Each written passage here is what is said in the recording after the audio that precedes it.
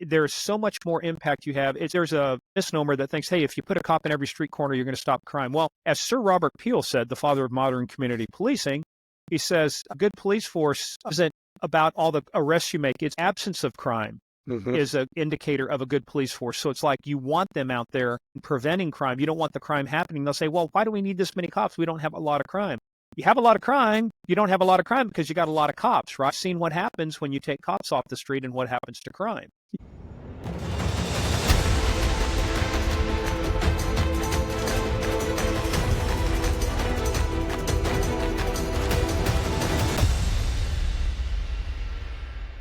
Hey, everybody. Welcome back to part 2 of this week's episode with my good friend and former co-host here on the Game of Crimes, Mr. Morgan Wright.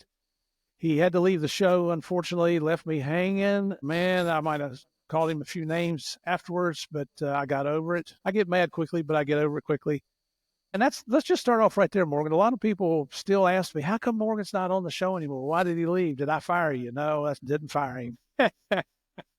Just tell everybody what really happened. Well, no, there's some personal issues. Had to take care of some things here at the house. We're getting ready to move for the final time. We got to find main level living. The wife is dealing with a medical issue that we need to change how we do housing and stuff. So, and some, as we said in the first episode, only the top 1.1 or 0.2% make the money. I mean, now if we were making the kind of money that those guys would. Right. I mean, we'd be sitting here fat, dumb, and happy doing this kind of stuff all the time. But between that, plus I had a book I'm trying to finish. We'll talk about too. I'm in the final stages. I had it professionally edited. I'm fixing the edits. Got a couple projects from DOJ that I'm working on. So I got funding for the second one.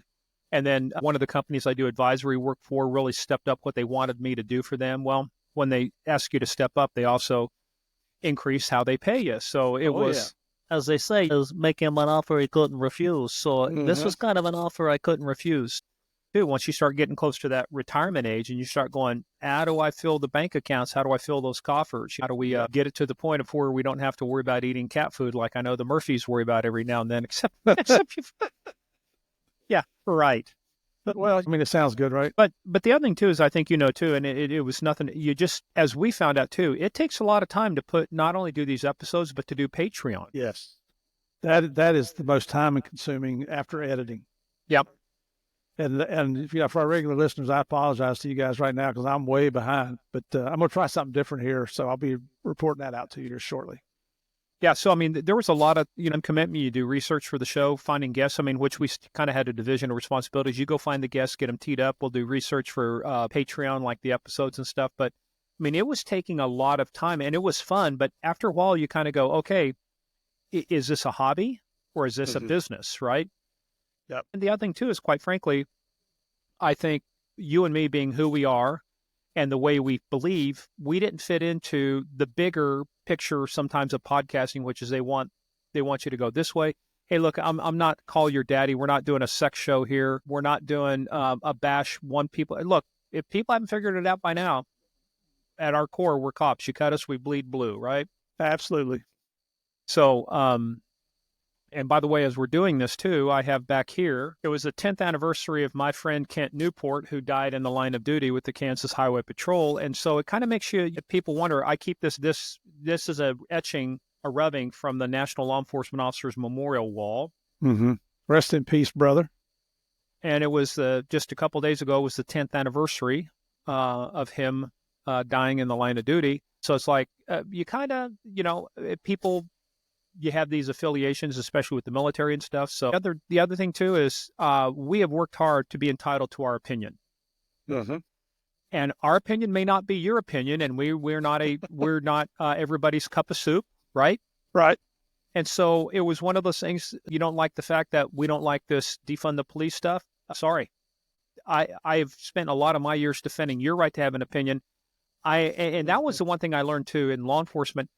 I tell you where I got crossways with command staff and stuff sometimes is I told you I was really particular about reading and learning the statutes. Well, I read and I learned department policy to the point of where I remember one time, and I'm not going to use names because one of the people has passed away, so I'm not here to cast aspersions, but I remember one time a car had backed in this is 2:00 in the morning into a Denny's. We had, of course, Denny's, a staple of every cop's thing. Absolutely. But a car had backed in, and I thought, okay, why is usually only cops back in? Denny's, most people just pull in. So all I did was when I pulled in, I parked, walked behind the car, and there was no tag on the car. So so I went up to get what they call the vehicle identification number, the VIN number, which is a plate that sits right. You can see it through the windshield. Right. Well, there was a piece of paper covering it, and the vehicle was locked. So we had door unlocking tools. So I unlocked the door. All I did was reach in, move the paper, lock the door, and shut it. Run the VIN, find out the plate was suspended, other stuff. Well, the guy came out. Anyway, he ended up making a complaint. Well, the sergeant goes to serve me this complaint, and it's kind of, oh, you're in big trouble now. I said, for what? So doing my job? Well, what they didn't do, which is what I did, and they finally got the county attorney to validate what I did. There was two lawyers called Randy Thomas and Bob Means, I think, Thomas and Means, and they put out a newsletter, which I ended up finding about and subscribing to, but it was the search and seizure newsletter. I had a 3-ring binder about 5 or 6 inches thick with all their news, and I went to their training they put on. So I learned about search and seizure, the rules of arrest, probable cause. So I was able to quote them chapter and verse on a case called New York versus Glass about 2 New York cops who approached the vehicle, right? The VIN was covered just like mine. They opened the door to move it, and while they're in there, they spot a gun underneath the seat. Well, they tried to suppress it. The Supreme Court said there is no public expectation of privacy, or there's no expectation of privacy in a public VIN. So the officers, and driving is a privilege, not a right. So the officers, for what they did with limited, the seizure of the gun was lawful, the arrest was lawful. So when I pointed out to this case, they went through all these machinations and stuff, only to go, oh, okay, yeah, you were right. Well, not only was I right, I was right about a lot of other things, especially when it came to. So I ended up kind of being the informal go-to person on officer complaints and stuff like that about dissecting the policy manual to the point of where one particular captain, who will go unnamed, but he is a piece of shit. I will tell you that. Close friend. Close friend. Yeah. And the people who out there who know who I'm talking about, but one of these people who always wanted to screw cops over, well, my defense was understanding the policy manual inside and out. So the reason I say that is to say this is that for too long, we were treated like second-class citizens, like I wasn't entitled to the same rights, entitled to the same First Amendment protection, entitled to the same protections under policy and procedures. I made it my mission, especially when I was asked to help train during the academy, which, hey, that was their mistake, not mine. Would get new officers. One of the things I spent time on was making sure they understand the Garrity rule, that they understood what happened in a police investigation. They understood the findings. So the findings were sustained, which means you actually did it, not sustained, which means there wasn't, it's not that you did or didn't do it. We just couldn't find enough information to say you did it. So we had to do not exonerated, which means it didn't happen at all. I mean, you did what you did, but so I was exonerated on my opening up the door. I did it, but it was legal, it was proper, and then there was unfounded. It's like somebody made the shit up or never happened. So I made sure that they understood all those things. Well, so the reason I say that is when we got to this podcast, it's kind of like, look, I spent a lot of my time defending everybody else's rights, so it's kind of like I'm going to speak my mind, and if you don't like it, hey, that's why it's called a podcast. You just don't listen. Yeah, and we've never made any bones about it from day one. This is all about portraying law enforcement, military, and first responders in the most positive light. We bring you heroic stories on here. I mean, just go back. There's hundreds of guests now that we've had on here that just, remember Jamie McBride, Morgan, from LAPD? Had him on recently. Just saw him. Javier and I spoke at the National Association of Police Organizations meeting down in Corpus Christi last week. So about a week and a half ago. And man, they treated us just like family. But Jamie was there to speak to them because they represented a lot of the police benevolent associations. There were representatives from all over the country there. Just had a great time. But just because you put on a badge doesn't mean you don't have rights anymore.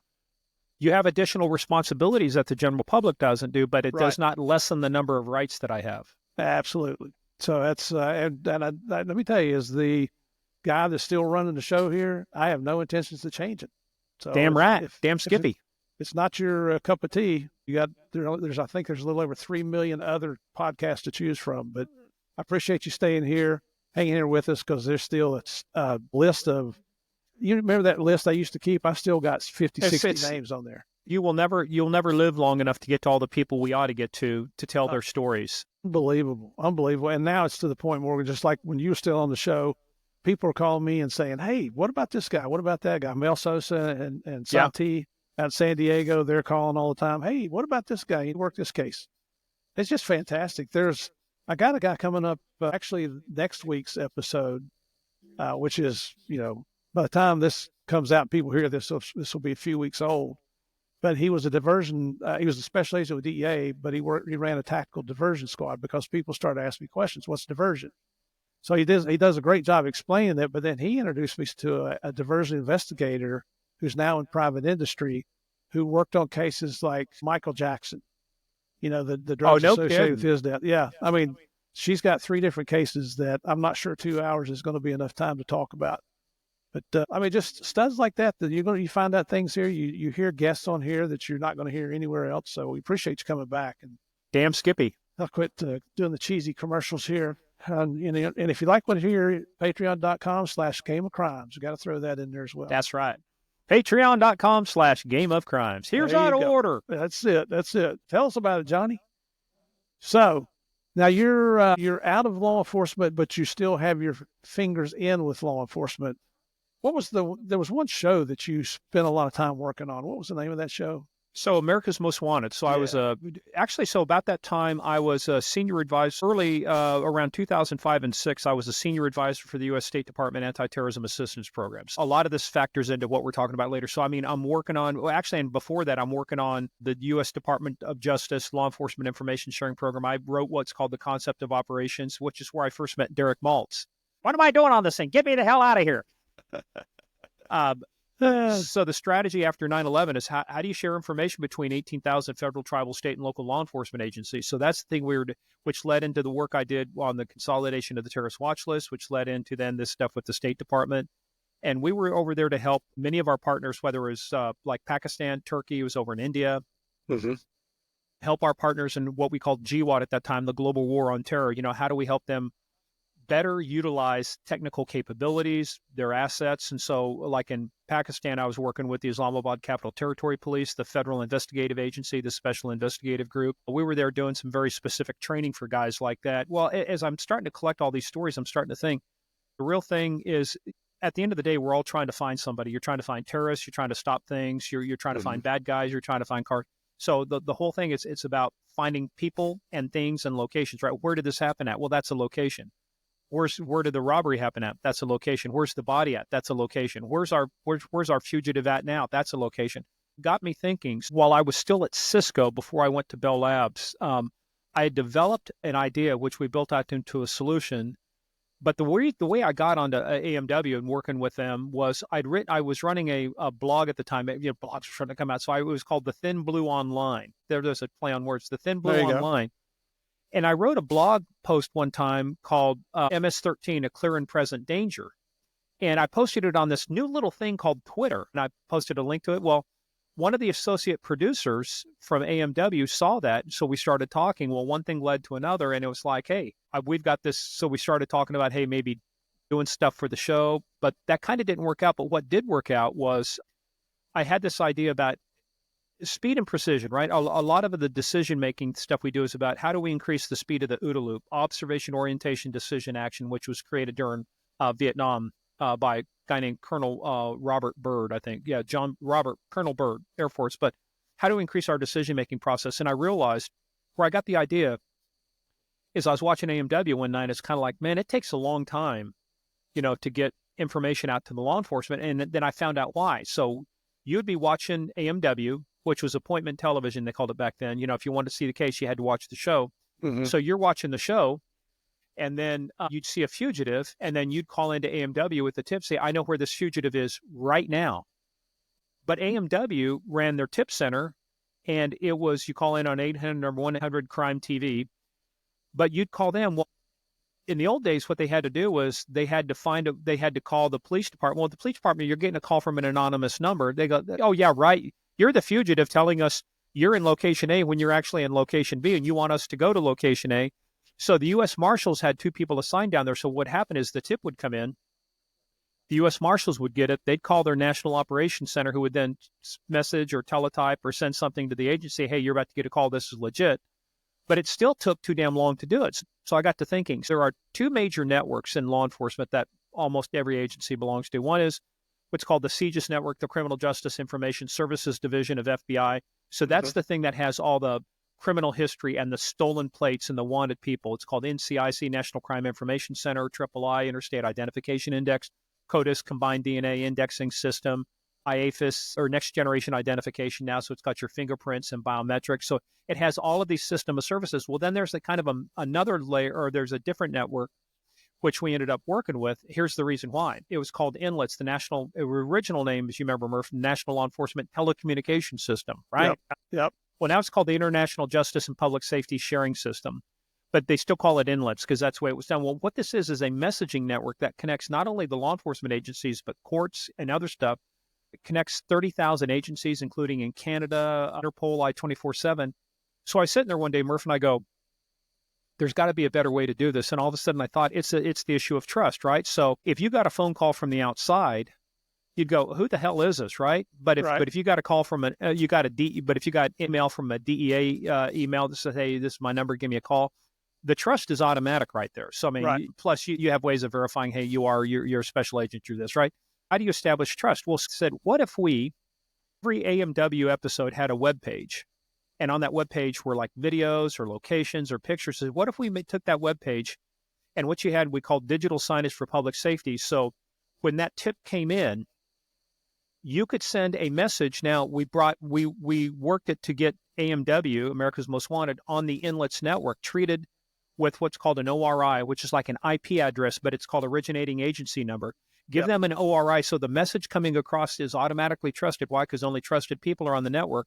But it would trigger a display. And if I can find it, Murph, I have the link to the actual episode. I'll send it to you. But it's where John Walsh showed going after one of the people they're going after. Mm-hmm. So what would happen is you would instantly you'd put the tip information in, you'd click send. So instead of, on the average, it might take 15 or 20 minutes for that loop to happen. We could get it down to less than 90 seconds. Wow.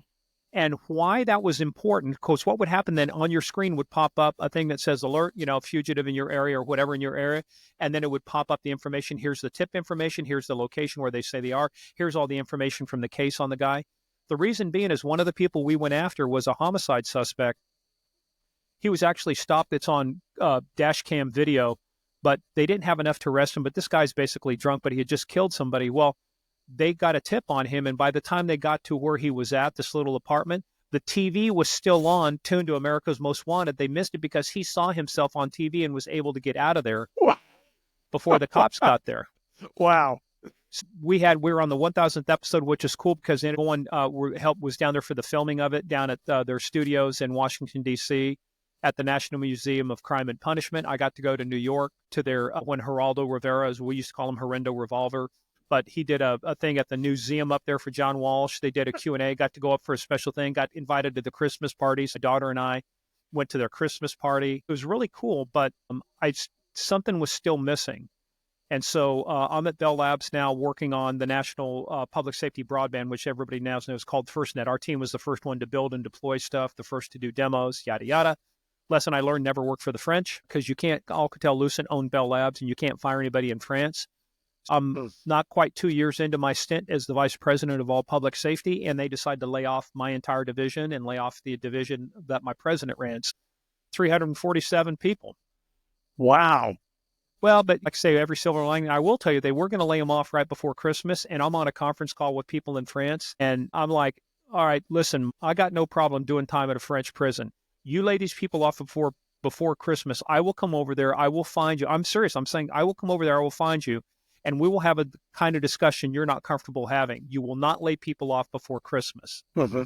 So they laid them off instead January 30th, 2012, which is when I had to lay off everybody. Then I got laid off January 30th, 2012 at 12 p.m. And I decided I'm never going back to do this shit again. Not going to go back to corporate stuff. So we ended up in March of that year, ended up taking 10 days, go down to Cancun, one of my favorite spots to go to, Sun Palace Hotel. And after about the third day, when you realize it's like, I don't really give a shit what time it is. You're just sitting there. It's really good to relax and decompress. Yeah. No response. All the kids are grown up, don't have to worry about anything. And I started getting these ideas. It goes back to that date, location stuff. I said, so what do all crimes have in common? Well, there's 5 things they have in common: date, location, time, demographics, relation. If you think about, you have a bank robbery that happens. What do you have in common? Well, you have witnesses who were at the bank, right? So location, at the same date, at the same time. So date, location, time. There's 3 things. The closer you are to that, the more relevant the more opportunity you might have to have relevant information. But then there's demographics and relations. Demographics, what do we know about the person, their likes and dislikes, and then relation. But the other thing too is, well, how many people used to work at that bank, or how many people bank at that bank, but that weren't there that day, but may have seen something 2 days before, like when people would, do surveillance on the bank and do reconnaissance of it. I started thinking, when I came back, the same guy who was the associate producer at AMW, him and another buddy had gone off and done their own company, and started working with them. Had this idea. I said, guess who else does that too? And it was this brand new idea called Facebook. Facebook just went public in 2010. I thought, hey, the way we're connected on Facebook or the way cases are connected. So I started connecting things together. And one of the lessons I learned, and I'll tell you about it too in a second, but Mike Chapman was sheriff at the time. And you know Mike Chapman, we've had him on the show. Mm-hmm. We built this up. It was called Connected to the Case. And I said, hey, give us a fugitive. We want to test this out. Give us a fugitive. Don't tell me anything about it. It's all going to be open source. We can't make connections on hold back information or sieges. Criminal justice information. It can only be public information. So he gives me this flyer for a guy named Cleon Williams. Cleon used to be a former Leesburg police officer that went bad, ended up getting arrested for fraud and felony and stuff. Well, they've been looking for him. The sheriff's office had been for 6 months, didn't know where he was at. I do all this open source research. I put it into our system called Connected to the Case. And at one point we had about 50,000 users in this, and put them into the system. After I do all the due diligence, where the locations and stuff, found the guy in 36 hours in Philadelphia, Pennsylvania, simply because it made a connection to a lady who lived in that same area. She got a notification that says, you may be connected to this case. She looked at it. She says, I know the guy. That's not his name. This is his name, and this is where he's living. So that's how we found the guys. Wow. But the problem with Facebook is Facebook owns the data, and every time they change their algorithms, or they call what they call deprecate a feature, like you used to be able to tie things into religion. You can't anymore. So Facebook took that category off of there, which is actually important for a different thing I'll tell you about later. Started thinking, well, we got to do something different. So kind of sat there for a while. I was doing other things, Center for Digital Government, senior fellow, blah, blah, blah, doing some things like that. But I decided I wanted to resurrect this. Started reaching out to the Virginia Association of Chiefs of Police, good friend of mine down there, Dana Schrod. She's the executive director. I've known her for years. Said, I have this crazy idea. So let's build this again, but let's build it on using publicly available information. No Facebook, no nothing. It's got a grant from the U.S. Department of Justice, the COPS office. It was a micro grant. Wasn't a big one to start with, but $175,000. People say, well, that's a lot of money. It's not a lot of money when you start thinking about developing all the infrastructure and the people are involved. In your time, Right. Murph, $175,000 doesn't go very far. No, not at all. Not at all. Especially if you're doing computer stuff. Yeah. But we got the initial piece built out, but there wasn't enough money to do the real thing, which was to build out the mobile app, because everything's mobile now. If you think about it, right, when you leave the house, if you don't have your phone with you, it's like, yeah, my gosh, you feel naked. Fortunately, we put in 2 grants. One got turned down, which that would have been good. That was for $1.5 million, but that was so competitive we didn't get it. But we got another $175,000. So we are now to the point of where we're now scoping out, working with a guy, somebody that I met through a mutual friend who's very technical, gets this stuff. So now we're building out the mobile app. The requirements for it, we're going to have it developed. Well, the reason that's important is that we're going to do something nobody else has done, which is network all the Crime Stoppers together in Virginia. So that's the next thing we're doing right now, is to network all of these together. You say, hey, look, you still got your cases, your website, but put all your cases into our system too, so that there's one common link, right? So when you come to it, when you enter in as a citizen, you say, okay, Steve Murphy, I want to join this, right? Well, Steve, hey, to get started, we don't need to know your date of birth, don't need to know your height, weight, hair, eye color, social security, don't need any of that. Just need 2 things. Actually, 1 or 2 things, right? We need an email address to get a hold of you at, and then we just need you to enter 3 to 5 locations that are relevant to you, like where were you born? Maybe where'd you grow up at? Where do you currently live? So when you put in your address, we're not keeping the address, but we're taking that address and converting it into a zip +4. So zip +4 puts it into a neighborhood. Then the next part of this development, now what we're doing is called a radius search tool. So when I put in a case, I can say, If I'm in North Dakota, I'm going to want a bigger radius. I mean, I may want a 100-mile radius. Say, look, anybody within 100 miles, I want to be able to reach out and touch, right? So you draw that radius. Everybody with a zip +4 in that radius is going to get a notification that goes, hey, Murph, you may be connected to this case because you and the victim or you and the suspect or you and the location have this in common. The crime could have been at a school that you went to school at. Well, you get a notification. Mm-hmm. But if you're in New York City or if you're in Northern Virginia, a 100-mile radius would be millions of people. You don't want that. So, but the thing is, you could put a pin in the map here. You could put a pin in the map there. You could put a pin in the map over here. You could have 5 to 10 different radius searches that you're doing. And then what happens is, what's really cool as the citizen, when you put your information in there, the first thing you'll see is a map that shows you all the cases across the United States you have a connection to. And then you can drill down and say, what do I know about that? What do I know about that? Law enforcement, you don't get to know the who, you just get to know the where. But law enforcement, when they put a case in, they'll see, hey, here's all the places where there's a connection to our case. So you may be thinking, hey, our suspect's in Chicago, Illinois, but then you put this in there and all of a sudden you see 20 connections in Ottumwa, Iowa, and you go, maybe we ought to reach out to Ottumwa, Iowa and ask them, what do you know? Yeah, absolutely. So are you still in the research and development, or are you in a beta phase? Or? Well, actually, the initial website is built, and what we're going to be doing, and this is where I'll come back to, I'll reach out. I wanted to do this earlier, but we just weren't prepared because we needed to get the second grant in to know that we had a runway to go to with this. So, right. But what we're going to start doing, what I can do, see, you would never let a citizen inside your DEA system. You'd never let them inside NATIS, right? But what they do instead, right, is they go, well, hey, here's a flyer, here's somebody we're looking for. It's like, well, how am I supposed to find out about that, right? Unless I'm on the email list or I see something. So the citizen, it's always on the burden. But what if I could have citizens help us enter cases where all they're doing is enter, like, I want to enter the FBI top 10. And that's what I'm doing. One of the test cases right now, an FBI top 10 fugitive. Just here's what I need. I want to create a group of citizens. I might have my top 10 FBI group. So there's 10 to 15 citizens there. I might have a U.S. Marshals top 15 group, and there's a group there. I could have a group for the Commonwealth of Virginia that says, hey, we're the Rappahannock Valley crime solvers. We've all come together. So we're a group. We're going to be focused on our cases. But what you do is I can actually create separate organizations for them to where now you when you log in, you're logged into the Rappahannock Valley or the Northern Virginia Crime Stoppers Association, and you're working on the cases that have been assigned to you as a citizen investigator. But you're not going out into the field. What you're doing is doing open source research to say, I want to know every location that's related to this case. If it's a fugitive, I want to know where they've been, where they are, where they might be, right? And those all become locations in there. I want to find out pictures about this person, find out anything. Do they have social media, right? So anything that's open source, we're not giving them access to law enforcement system. We're giving them access to an open source system. And when they put that in there, the way it's designed too is that only the administrator of that group, which is going to be me in almost all these groups. I mean, the tips, they don't get to see the tips. That's the difference between the law enforcement side and the citizen side. Law enforcement, if you're a detective or a special agent, you're going to see the tip information. You'll get an email and a notification, hey, Murph, you just got a tip on a case. But all they do is they put it in there. But then that's what we want to do is centralize the knowledge. We want to do it like DNA does. When you put DNA in there, you have a known sample. I take your DNA, I put it in there. I said, okay, what samples can I connect to that are unknown, that belong to Murph, right? Or it could be, I have an unknown sample. I want to connect it. What cases is it connected to?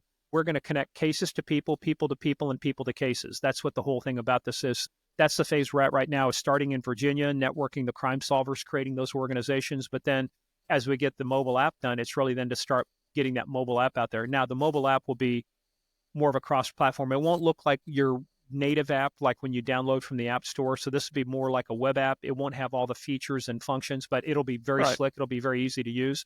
But here's the difference. Once you go in there and once you create an account, Murph, and you say, hey, here's all the 20 places I've lived, right? That's it. You don't have to do any more work at that point. At what happens after that, now you can go scroll through the webpage and do voyeurism and see all the other cases out there. But when a case is entered that has a connection to you, you get a notification that says, hey, you might be connected to this case, because now you don't have to go scan 18,000 law enforcement pages. You don't have to go scan DEA flyers. And by the way, DEA, FBI, all of these folks that put out flyers, they just say, hey, we're looking for so-and-so. This was their last known location. Okay. Well, what about where they were born? Where do they live? Where they might go to school at? What kind of events do they attend? Blah, blah. Give me something to where I can make a meaningful connection to. Kind of a long-winded answer to get back to say, That's where we're at right now. We're actually actively doing the next phase of development right between our break here, between the episodes. I've got a message from one of the guys I'm working with. We're actually starting to do the wireframing of what the app's going to look like and the features. Heck. Yeah. I know some people are probably a little bit skeptical about this. If you don't think that something like this would work, just look at how many true crime podcasts are out there right now. How many shows on TV deal with telling true crime stories. And that's what I've always liked about our show is you and I didn't read about something and then come on there and tell people about it. We bring the people in that actually experienced it, and you hear from the horse's mouth. So I think it's phenomenal. Well, here's the interesting part. Imagine now what I want to do is I've made zero money from this. It's not about making money. Actually, I've spent money on this.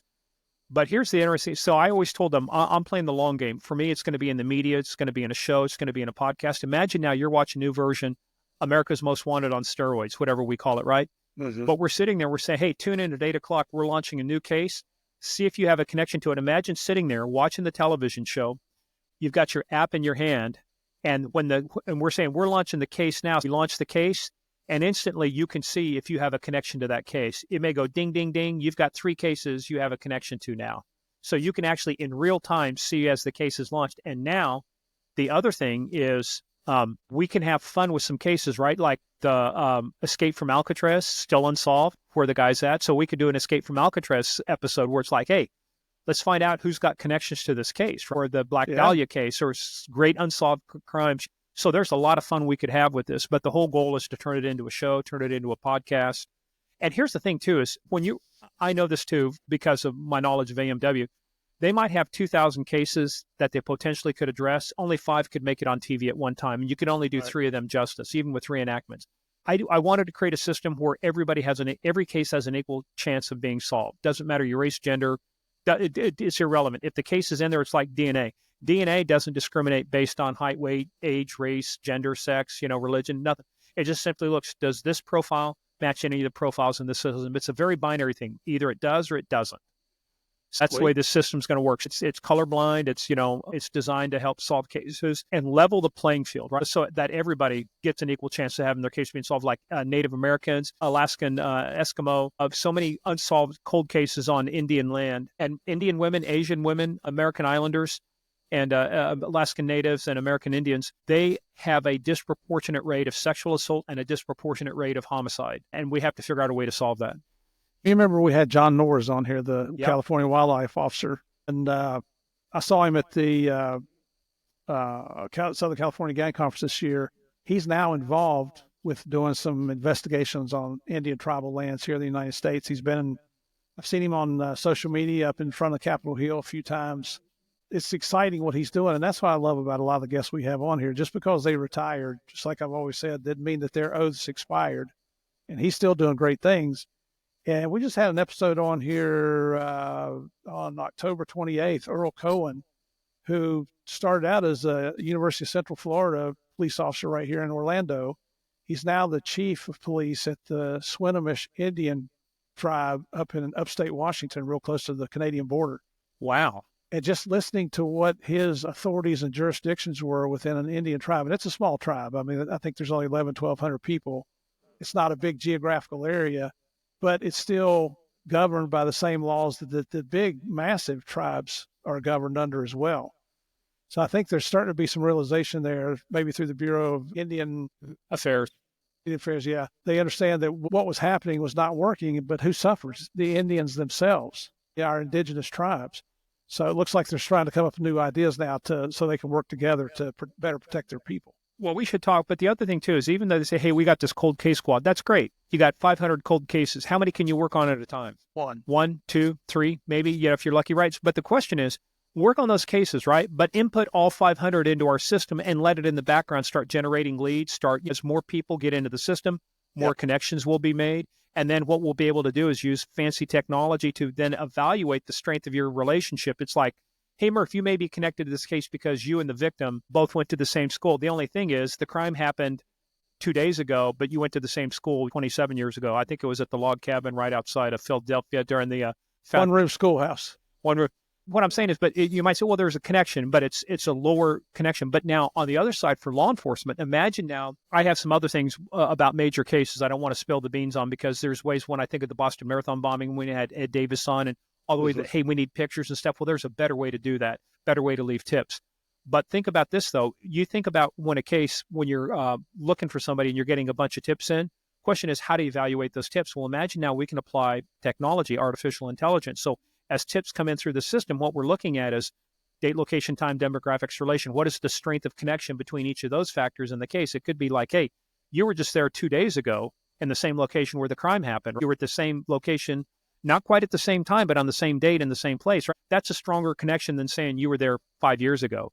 Well, if I'm going to follow up something, I can now start looking at what are my, top level, my tier 1 leads that I can track down on. I mean, a lead might be, hey, I saw a spaceship land and, I saw this dude get off of it. Well, that's a nut job, but still, as you know from cases, right? Defense attorney, well, why didn't you follow that up? Because there ain't no Martians landing here. Well, how do you know? Well, we followed up, confirmed with NASA, there hasn't been an identified, Martian landing. So you still have to check the box, right? But that one would go to the bottom of the list. But you want your hottest, best leads coming to you at the top, especially when you're drinking from a fire hose. Absolutely. Absolutely. And you're not sitting back and saying somebody needs to do something. You're actually stepping up and trying to do something. So, as hard times I like to give you, you're up here, brother. That respect pedestal is up pretty high right now. Well, we have a new name for it. It's now called the National Center for Open and Unsolved Cases. When the domain is fully launched, it'll be openunsolved.org. You can have cases that are open that are solved, for example, like a fugitive. Okay, we know who did it. We just got to find them, right? The case is still open because they haven't been introduced into the justice process. They're still a fugitive. Or you might have an open unsolved case that, like a missing person or a cold case, which you're trying to figure out, okay, who done it. So there's open cases and there's open and unsolved cases and there's open and solved cases, but it's the open and unsolved cases all together. That's the whole thing. And when we get going, that's what it'll be called, openunsolved.org. You'll go there, you'll be able to download the app, see all the cases. But the beauty of it, we're going to drive, it's like Instagram. Right? Instagram is really app driven. You do very little with Instagram on the web. The web experience is so, but everything is about being on the app. Yeah. And when that thing rolls out, we will certainly have you back on here so we can gloat in all your glory here. Hey, man, all I want to do is solve a few cases, prove this out, and then our contacts at UTA, go back to them and say, hey, I got a great idea for a television show. Yeehaw. I like it. Maybe we can do an episode on the television show and talk about Game of Crimes, about, hey, here's some cases from Game of Crimes that you guys ought to be thinking about. Oh, there you go. Absolutely. By that time, we'll have over, I don't know how many episodes. Hey, so another thing that you were working on and shifting gears here is your book. Yep. And I remember when you and I were first coming up with the concept about the podcast, and I think it was during COVID. When Morgan and I first met, we kind of hit it off right off the bat, having coffee one day, and he was showing me some things he could do on his computer, just boggled my freaking mind. But almost immediately, we started thinking, there's something we got to be able to do together. There's something we could partner up on. I remember one time you sent me a draft of a book. You said, I'm thinking about this. Send it, let me send you a few chapters and see what you think. And it's one of those, when you start reading it, you didn't put it down till you ran out of chapters because it was that interesting. So how is the book 1, 2, how many books you doing now? Where are you at on that? I've got the first one finished. I'm just doing the final edits. So this is, in the first book, it's a log line, as they say, the quick description. Based on a true story, a detective with a covert CIA past uncovers a Russian plot to start a war between the United States and China, and only he can stop it. That sounds a little modern day. Based on a true story, it's called Red State Road. Believe it or not, back in the 60s, Russia actually was selling some of their Akula-class submarines, and China had one, and they came up with this plot. The book is actually called Red State Rogue, and they were actually going to launch a missile and make it look like China had launched it to start a war between the United States and China, a nuclear-tipped, basically a cruise missile, and ICBM. But what happened was the submarine ended up sinking, so it became one of the mysteries, what happened to the submarine. But that was actually a Russian plot to start a war, so I kind of got the idea from there. So, but what I did is I kind of took the approach that 24 did, Jack Bauer, which, by the way, is coming back out. They're bringing out a new show of 24. Really? But what I did is I wanted to keep the pace going. I wanted to keep it going. So there's kind of like, it's everything happens within 7 days, and it's driven by the day, right? So here's what happens the day before. I've got what's going on with my detective, Tobias Martel. I've got a Russian protagonist, Colonel Alexei Popov, and it's kind of set the stage. But then everything is driven through those 7 days. I went to a retreat called the Career Authors Writing Retreat up at MIT this last April. And one of the people I met, a guy named Dana Isaacson. Dana has been an editor for the Big Five, Macmillan, Penguin, Random House. He's worked on #1 selling books on Times, all this stuff. But he offers his services for a fee. So I said, hey, well, let me get you to work on this with me. I got it all back from him, and I had to make some significant changes, but it's all worth it because it's a much better story. It's tighter. If you like what you read first, it's going to even be better now because I went through and I'm finishing up where I say that now. As you'd see this right here, day 7. So I'm on the final day, the final set of chapters. Wow. Day 1 through 6 is 71 chapters, and day 7, because the action's going, there's shorter chapters, but things are moving along. So it's 95 chapters, and then which includes the prologue, but I have to shorten the prologues. I'll probably end up with an initial book that's about 92 to 95,000 words, which is about, you want it under 100,000, less than 400 pages. Wow. From a paperback standpoint. And I tell you, I like those that are broken up into those multiple chapters like that. Some of the books you have to read, it's like 50, 60 pages before you get to the end of the chapter, and you're afraid you're going to miss something. Whereas if it sounds like you've got multiple things going on at the same time, multitasking there. I like that. I like the sound of that better. Well, yeah. I mean, you've got the one plot line with my protagonist, Detective Tobias Martel, former case officer with the CIA, still living covertly based on his past. You've got your antagonist, a Russian agent. You've got some other things involved in that too. Plus, you have a counterplot, somebody who's using the situation to solve a problem they have. I don't want to give away too much, but so there's some people being used. There's some people using other people, so you have. But Tobias Martel is kind of like he lost his wife and unborn children in an accident during an operational run in Moscow. Which that's the story starts off. I show the backstory. The prologue is him and how the accident happened and why he's the way he is today. He's kind of a bitter guy, trusts nobody. He's only got one person he trusts, which is a former MI6 guy that's doing all his technical stuff for him. So you want to watch does this guy change, right? How does he change? You throw in stuff like a new partner, stuff that just upends. He's a lone wolf. He's Clint Eastwood, kind of like Clint Eastwood. Oh, I've got another partner. Marvelous. Cool. Yeah. Marvelous. Well, now, so the rule was, as we've learned through you and some of the guests we've had on the show over the last few years, if you've got one book ready to go, you got your lifetime to write your first book, but you got to write your second within a year, right? Yeah. Actually, this one could be a series, but based on some advice, I already have a synopsis ready for the second book, and it's called Blood Betrayal. This is more of a psychological thriller. So I wanted to kind of give two paths that I could take, because the thing is, you write your first book. If you get that sold, then they say, I want the second book. Then you put the book you're writing on hold and you do what you're getting paid for. But I don't know when that's going to happen. So I'm writing the second book. I've actually got the outline, the kind of the synopsis done. But it's about, again, a detective whose mother disappeared when he was 10 years old, never met his dad, doesn't really know who his dad is, but his mother disappeared when he was 10 years old. So he's been living with that. Well, now he's a detective. They're investigating a couple missing women. He's in a small department, which is going to be Garden City, Kansas. Give that away. It's going to be Southwest Kansas, right? Yeah. But it's almost like Jack Reacher, kind of like, a lone guy. Different things are happening to him. But one thing is, as he's investigating a disappearance, remember when I told you religion? They took religion out of Facebook? Well, there is a form in VICAP, the Violent Criminal Apprehension Program, that you fill out and you use to identify all the things that might link a case in common. So you can say, hey, these cases are linked, right? So how is the victim found? Well, the one thing they don't have in there is religion. That's going to be a key point of my book, Religion. I don't want to give it away too much, but the thing that really sets this thing going is while he's sitting there working on this case and they've got another woman who's disappeared, a woman who disappeared 2 years ago, haven't found her body, then another woman disappears. He gets what does he get in the mail? It's almost BTK-ish, which you send in a trophy or something. It's like a prior victim. He gets in the top that his mother was wearing the night she disappeared, because the last thing he's got is a Polaroid picture of her and him before she goes out on a date she's never seen again. Well, they know it's her because they use DNA to confirm that it's hers. And that's, I don't want to give it away too much, but then hence this is where blood betrayal comes in.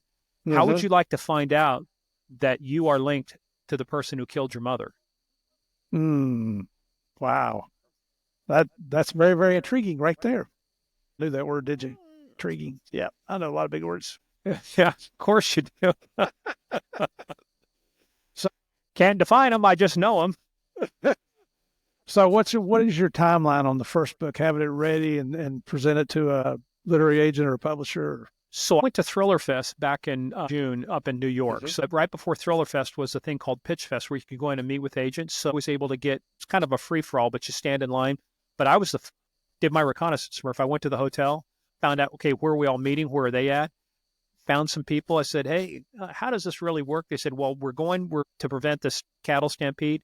When you come in, you sit in this big auditorium that they had. Well, it's the very last seats. We're going to be first out. So I was in the first seat of the first row of the last row. So I knew exactly where I was going. First one out the door. I was able to hit 8 agents. 7 of them said, hey, send me something. So I'm waiting on right now is a response from the agent. So I got a good response.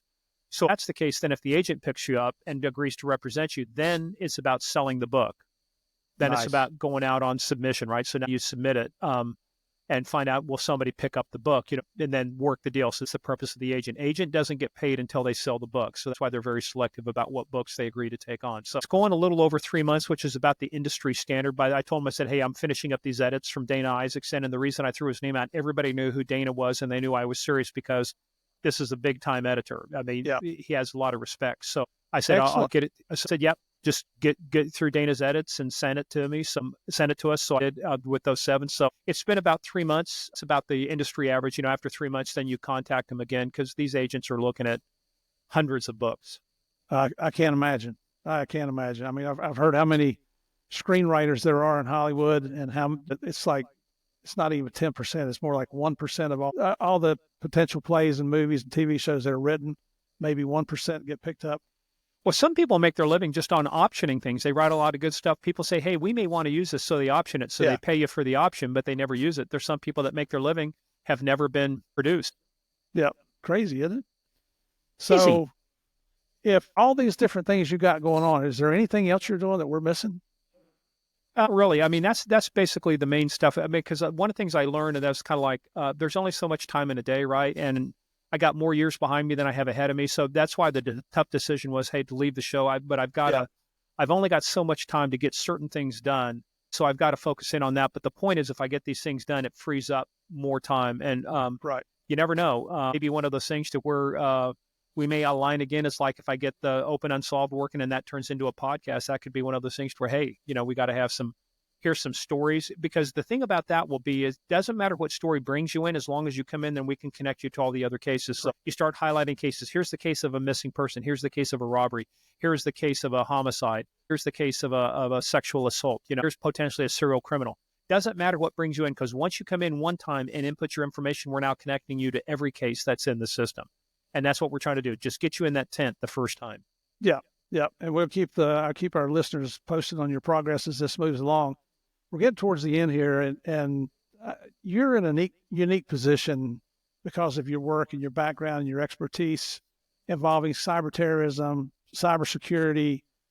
Given the Reader's Digest version, I guess is what I'm looking at, what threats do you see today that us normal people that aren't into this world should be aware of? What should we be paying close attention to? Is it the ransom things that are going on where they're freezing up the hackers are freezing up the companies? That we got scammed on here in the past year or so on a Zelle transfer, got scammed out of $2,000. I think you and I still talking about that.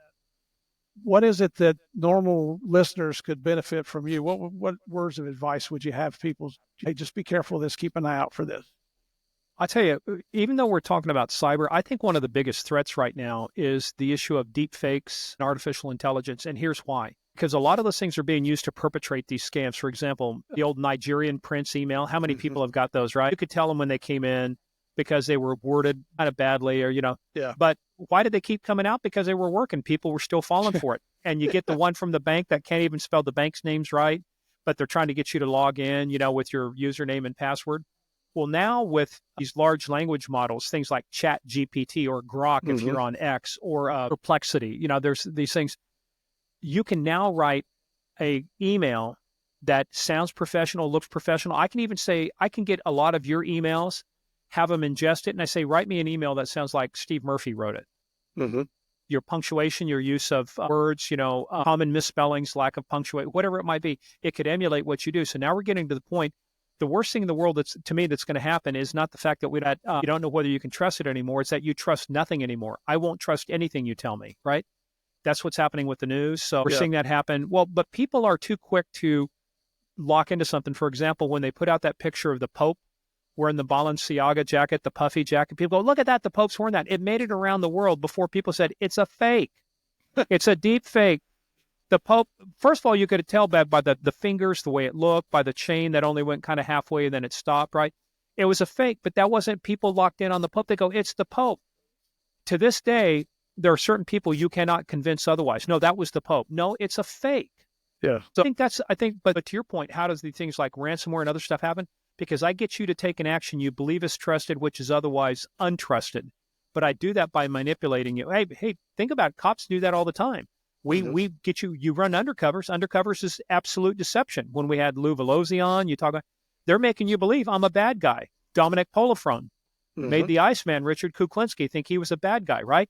Deception. I get you. And then you start taking actions you believe you can trust me with, like, hey, here's where I keep my stash at, or here's what I do, or hey, I'm coming to meet you with 800 kilos. Bring your money. I get you to take an action you believe you trust the other guy because they're going to show up with the money. And then what do? We arrest you because that's what cops do. Arrest you and we throw you in jail. Yep. That is the absolute same thing the bad guys are doing to us. And they're doing it in a variety of ways. So I know this is going to come out after the election. I'm actually finishing up an article right now called Election 2024, because, we all love our colons, countdown to chaos, ? Right? So that's going to come out a few days before the election, but it's really looking at all the tactics the Chinese are using, the Russians are using to get us to be divisive, to get us to have these conversations being driven by them. They're called active measures. So cybersecurity has moved from just bits and bytes and ones and zeros to where it's now about there's 5 domains of war: sea, air, land, space, cyberspace. I think the 6th domain of war is headspace. It's that space between your ears. It says Hercule Poirot says the little gray cells. That's the battle. If I win that, I can win all the other ones. If I can convince you, right? It's an undercover. If I can convince you that I'm truly a bad guy, and if I can convince you that, hey, I really am, I've done this before. So this is where I see things happening. And that's one of the things I've been talking about. I just did a keynote in Wichita Falls, Texas. And I went through a whole exercise about thinking outside the box. Anybody know where it comes from? And nobody did. So I drew on the screen. One of my slides was 3 rows of 3 dots in the shape of a box. I said, how many of you guys see a box here? And then they all raised their hand. I said, you've already failed. You've allowed me to define the problem, because the only solution to connect all 9 dots with 4 straight lines is to go up and outside the box, come down, and outside the box, come over and up. So there's 2 areas there where you go outside the box with your straight lines. That's where our adversaries think. And this actually came out of a study in the 1930s by a comparative psychologist called Meyer, M-A-I-E-R, if anybody wants to Google him. But it was then used by Gestalt psychiatrists to think, how do people think? Well, once you allow me to frame the problem, once you believe something that you see, then I've succeeded. That's why they're called active measures. That's what the Russians are so good at, is creating these personas. You believe it, and so then you act upon it. Even though I've never met you, never seen you, I believe the message I'm seeing and I take action on it. So to me, that's kind of the big challenge. I'm thinking we got to get people back to just using common sense. There's a biggie. Common sense doesn't mean common practice, right? But it's kind of like, for you folks out there who've ever got one of those emails that purports to be from the CEO that says, hey, I'm the CEO. I need you to go down and give me some gift cards real quick, and send me the numbers on them. Well, first of all, bullshit. Second of all, why would the CEO be reaching out to me? I got one of those in my role as chief security advisor at Sentinel One, but it was like, hey, this is Tomer Morgan. Hey, Tomer, how you doing? First of all, it's not his number. So I said, hey, what happened to your phone? Oh, I had to get a new one. Oh, no, okay. Why didn't you just Slack me? Well, I can't because I'm in a meeting. So I was watching them, how they responded to all of their different tactics. Mm-hmm. And but it was interesting because this actually works on certain people. It's kind of like, no, you got to be skeptical, folks. If anything like that comes in, Reagan's mantra used to be trust then verify. It's reversed now. You have to verify before you trust. But I'll tell you a final thought here. What's happened, Steve, now is, can you imagine our criminal justice system if we flip the burden of proof that says, hey, you've been charged with the crime. The state don't have to prove anything. You got to prove yourself innocent. We don't have to prove you guilty. And if you can't prove yourself innocent, then you must be guilty, right? No, that's not the way the system works. No. You might be guilty of it. That's not the question. I'm not finding you innocent. The state has to prove, the government has to prove that you committed a crime using proof beyond a reasonable doubt. Right. And if I can't do that, guess what? You walk. You walk, but that doesn't mean you're innocent. There's no such thing as the finding of innocence in a criminal trial. It's guilty or not guilty. That's the only thing, right? Yep. Not guilty could mean you didn't do it, you had no role, or the state didn't provide enough evidence to convict you of it. That's it. And so for everybody, if you want to find out more about Morgan, he's all over social media. Go to his website. It's Morgan Wright, WRIGHT_US. You can find him on Instagram and X, formerly Twitter, at Morgan Wright_US. On Facebook, LinkedIn, I'm seeing Morgan Wright, his name. Yeah, just search for Morgan Wright and see my smiling face. You'll see me there. The guy with all the white hair just kills me. With all the hair. Brother, I can't tell you how much fun it's been to have you back on here. I hope especially some of our long time listeners have enjoyed. I know they do, because they're the ones writing in saying, bring Morgan back on. We want to hear his story. I don't hear you slowing down any at all. You still doing the Peloton thing with your bike, right? I just did a great pumpkin ride. They used to do the actual century ride, which is 100 miles, 100 years, 100 miles. Well, they had to cut it back, so they only do a metric century. So it was 64 last year. It was 60 this year. So I did 60 miles this year. But I still go out and do long distance rides and do the Peloton. So if you want to find me on there, I'm Knights, Knights, Knights Templar. Find me on Peloton. Connect with me. Yo. Cool. There you go. You had a memorable experience on this last bike ride too, didn't you? Fuck. Tell you what. Any of you folks out there that watch NASCAR, you know what I'm talking about, right? You get racing, and normally it's like one or two, but you get a row of three, then you get that one asshole who wants to come four wide and come around everybody. Well, that was me coming in. I'd made it 59.5 miles. How do I know it was 59.5 miles? Because I was looking at my trip computer right after I fell, because it has an alert on there. And I didn't fall. I got knocked over. So what happened was there was me and another guy to my right, which you can ride two abreast in those lanes. But this is an active trail. So there's people, we're coming into Warrenton, and there's people coming the other way in a bike and somebody walking. Well, this asshole decides he wants to go around me anyway. And this other guy, so I'm on the outside, this other guy's on the inside. He comes and kind of clips this guy, which bumps him over into me and bumps me over into the thing. So I hate to say fortunately, but having right enough, you're going to fall, right? So I learned one of the things is I learned from breaking both of my wrists one time on a Segway. You don't put your hand out, man. What you do is you tuck. So one of the things I did is when that started happening, I tucked, brought my left arm over. So I landed on my left side. I've got a huge ass raspberry and a bruise on my left hip, right below my left hip. My left shoulder's a little sore, but neck is sore. But I landed on my left side, kind of screwed up my shoe. So the road rash scraped up the metal on my biking shoe. But fortunately, I will give Garmin and the Apple Watch credit. They detected a hard fall, and if I had not responded a few seconds by saying no, I'm fine, I have all my emergency contacts set up. It would have made calls, And unfortunately, during the ride, and I don't know if they had an accident because they got hit by a car or they had a road accident, but somebody ended up with some serious injuries. They had to get medevaced out, so they brought in the helicopter. Wow. That hasn't happened before. So fortunately, with 1,100 people out there, it's always been pretty safe. Did you ask for a ride on the helicopter? No, wasn't me. I got a strawberry on my butt here. My ass hurts. Would you like to? I got shot in the buttocks, Mr. President. Do a Forrest Gump. Let me see. Boom. Here it is. Oh, man. Thanks for being so transparent about your stories, man. Having us a good time. I love it when we get back together. I miss seeing you when you were still on the show. We were together several days a week. Don't tell my wife that. Yeah. She's getting jealous, was she? Yeah. Just until she saw me, until she met me, she's like, "Yeah, I got nothing to worry about." Yeah, you're right. Okay, keep doing what you're doing. For all the listeners, folks, thank you so much for coming back. Show Morgan some love. Send in some comments. Tell us what you think about him. I will make sure he sees all the comments. I think he's probably still got access to everything anyway, so he can see for himself. But true honor to have you back here, brother. Hey, man, well, thank you for having me. Keep up the good work. Keep telling the good stories, and keep the faith, brother. It's all about, again, as they say, they call it a thin blue line for a reason. There is a very thin line that separates an orderly society from a chaotic society. And to you people out there, our dispatchers, our communicators, our firefighters, even firefighters, I give them a little credit. Absolutely. Paramedics, emergency response, police, military. This is me saluting you. Thank you. Absolutely. Love you, folks. Looking forward to seeing you the next time. Come on back to the Game of Crimes.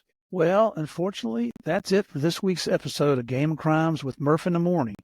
Thank you folks so much for taking the time to see and hear some of the best true crime content you can find anywhere. None of this would be possible without your support. If you didn't know this already, Game of Crimes is now on YouTube. Just type in Game of Crimes Podcast in the YouTube search bar. You can send me your comments on Apple, Spotify, YouTube, or to our email address, which is gameofcrimespodcast@gmail.com.